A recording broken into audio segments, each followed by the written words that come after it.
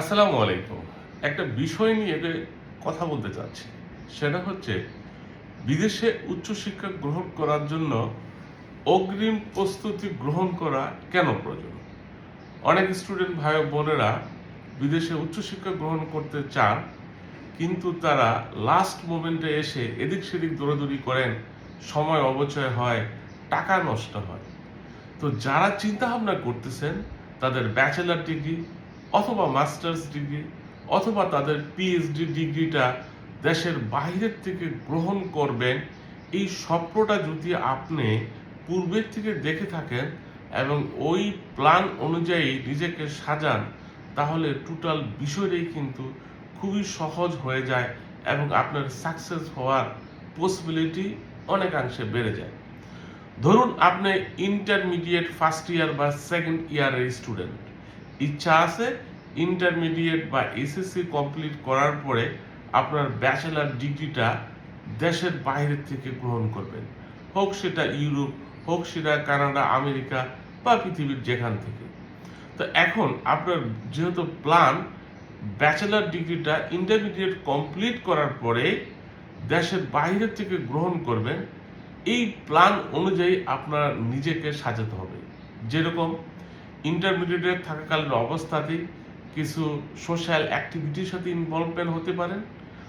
Social activity বলতে আমি বোঝাচ্ছি ভলান্টারি ওয়ার্ক, যেরকম আপনার British red cross, red crescent, rotary club, Lions club, এখানে আপনি ফ্রি ব্লাড ডোনেশন বা সামাজিক কোনো কর্মকাণ্ড করেছেন যেটাতে বোঝানো যায় যে ব্যক্তি হিসাবে আপনি চমৎকার, আপনি যেই সোসাইটিতে বসবাস করতেছেন সেই সোসাইটিতে আপনার একটা কন্ট্রিবিউশন আছে। আর ইন্টারমিডিয়েট পরীক্ষা শেষ করার সাথে সাথেই যেহেতু আপনার প্ল্যান দেশের বাইরে উচ্চশিক্ষা গ্রহণ করা, সাথে সাথেই আপনি আইএলটিএস বা জিআরই বা জিম্যাট বা স্যাট বা টোফেল যেটাই বলি না কেন, এটা অ্যাডমিশন নিয়ে বা বাসায় নিজে নিজে প্রিপারেশন নিয়ে নেবেন। ইন দ্য মিন টাইম যদি আপনার ইন্টারমিডিয়েটের রেজাল্ট চলে আসে, সেক্ষেত্রে আপনি যে 2-3 মাস সময় পেলেন, এর মধ্যে কিন্তু নিজেকে ইংরেজি ভাষা দক্ষতার সার্টিফিকেটটা পরীক্ষা দিয়ে নেওয়ার জন্য তৈরি করে ফেলতে পারলেন।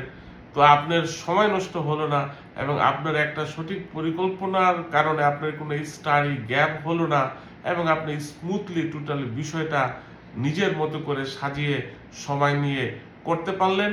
ইভেন হাতে এনাফ পরিমাণ যদি সময় থাকে, এক্সট্রা কারিকুলাম অ্যাক্টিভিটি যদি থাকে, একাডেমিক রেজাল্ট যদি ভালো থাকে, আইএলটিএস এর স্কোরটা যদি ভালো তুলতে পারেন, আপনি ফান্ডিং বা স্কলারশিপের চিন্তা ভাবনা করতে পারেন, যেখানে আপনার পড়াশোনা করতে 1 টাকাও লাগবে না, কিন্তু আপনার ভিসা মোটামুটি 100% শিওর, আনলেস যদি আপনার নামে কোনো ক্রিমিনাল রেকর্ড না থাকে। যারা ব্যাচেলরের স্টুডেন্ট, যারা বাংলাদেশের বিভিন্ন পাবলিক বা প্রাইভেট বিশ্ববিদ্যালয়ে আছেন বা ন্যাশনাল ইউনিভার্সিটির স্টুডেন্ট, যারা চিন্তা ভাবনা করতেছেন ব্যাচেলারটা ন্যাশনাল ইউনিভার্সিটি থেকে বা বাংলাদেশের কোনো পাবলিক বা প্রাইভেট ইউনিভার্সিটি থেকে করে মাস্টার্সটা দেশের বাইরে থেকে করবেন, তাদের অ্যাক্টিভিটিসগুলাই শুরু করে দিবেন আপনার অনার্স সেকেন্ড ইয়ার বা থার্ড ইয়ার থেকেই। এখান থেকে ইংরেজি ভাষার উপর গুরুত্ব দিবেন, এক্সট্রা কারিকুলাম অ্যাক্টিভিটিসের উপর গুরুত্ব দিবেন, পাবলিকেশনস নিয়ে কাজ করবেন। আপনার ইউনিভার্সিটিতে পার্ট টাইম জবের যদি সুযোগ থাকে, হোক সেটা librarian, computer assistance, teacher assistance, এগুলাই করার চেষ্টা করবেন। টিচারদের অ্যাসিস্ট্যান্ট হয়ে যখন কাজ করবেন, এটা কিন্তু ইউনিভার্সিটি আপনাকে পজিটিভ দৃষ্টিতে দেখবে। ইউনিভার্সিটিতে বিভিন্ন ক্লাবের সাথে, বিজনেস ক্লাব, আপনি যদি বিজনেসের স্টুডেন্ট হয়ে থাকেন, সায়েন্সের স্টুডেন্ট হয়ে থাকলে বা কম্পিউটার সায়েন্সের স্টুডেন্ট হয়ে থাকলে কম্পিউটার ক্লাবগুলোতে জয়েন করতে পারেন। এই সব বিষয়গুলাই কিন্তু আপনাকে অন্য আর 10টা স্টুডেন্টের থেকে টোটালি আলাদা করে দিবে। অবশ্যই আপনার পাবলিকেশনসটা খুব গুরুত্বপূর্ণ। যারা ফান্ডিং নিয়ে পড়াশোনা করতে চান, বিনা পয়সায় যারা পড়াশোনা করতে চান, তারা যদি চিন্তা ভাবনা করেন যে আমি ব্যাচেলার কমপ্লিট করার পরে মাস্টার্সটা আমেরিকাতে ফান্ডিং নিয়ে পড়াশোনা করব, তাহলে আপনার মাথার মধ্যে রাখতে হবে অ্যাটলিস্ট 3-4টা পাবলিকেশন নিয়ে কাজ করবেন, এক্সট্রা কারিকুলাম অ্যাক্টিভিটির প্রতি মনোযোগ হবেন, টিচার অ্যাসিস্ট্যান্ট বা ইউনিভার্সিটিতে পার্ট টাইম জব করার যদি সুযোগ থাকে, আপনি যদি বিনা পয়সার সুযোগ পান, তারপরও করার চেষ্টা করবেন। আপনার এই বিনা পয়সার কাজটা কিন্তু ইউরোপ আমেরিকাতে $1 মিলিয়ন মূল্য। এইসব বিষয়ে অ্যালার্ট থাকলেই এবং ইংরেজি ভাষার দক্ষতার সার্টিফিকেট থাকলেই কিন্তু আপনার ফান্ডিং পেয়ে যাবেন।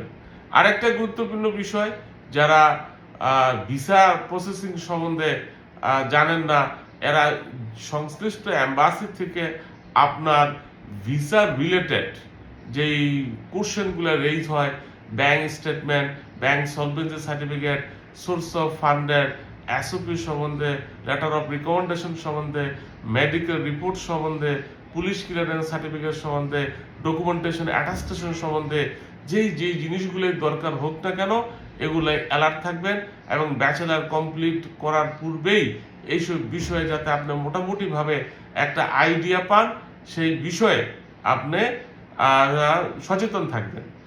যারা পিএইচডি করতে চাচ্ছেন, স্পেশালি ইউরোপ আমেরিকাতে, মূলত পিএইচডি করতে কোনো পয়সার দরকার হয় না যদি আপনার কোয়ালিটি থাকে। সেক্ষেত্রে আপনার ব্যাচেলার এবং মাস্টার্স থেকেই প্ল্যান করতে হবে যে আমি ডক্টরেট ডিগ্রি নিব বিনা পয়সায়।